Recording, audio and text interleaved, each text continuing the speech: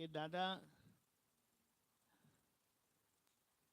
એમની અંદરની જે ભૂમિકા છે તે જ્ઞાની બાવાની હતી, એટલે એમનો જે માન્યતાનો ભાગ હતો ને ઓલમોસ્ટ ક્લિયર થઈ ગયેલો, એટલે બહારનો ભાગ એમ પટેલનો ભાગ એમનો સહજ હતો.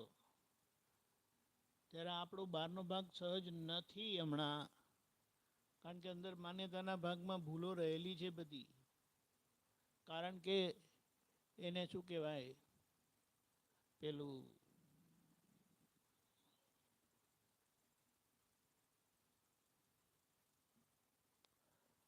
બ્લન્ડર ગયું છે, પણ મિસ્ટેક બિલકુલ રહેલી છે બધી. અને એનું માપ શું, આપણે તો કોઈની જોડે ફાવતું નથી, જુદી વસ્તુ છે, પણ કોઈને આપણી જોડે ફાવતું નથી. બધા ભાગતા ફરે. મોકો મળે તો છટકી જવાનો પ્રયત્ન કરે કે આમ જોડે ક્યાં માથાકૂટ કરવી, એમ કે સાથે રહીશું તો આ માથાકૂટ કર્યા કરશે. જાઓ ને, મારે પણ કંઈ પડેલી નથી એવું બોલાય? જેમને મોક્ષે જવું છે એમને આ પોસાય નહીં.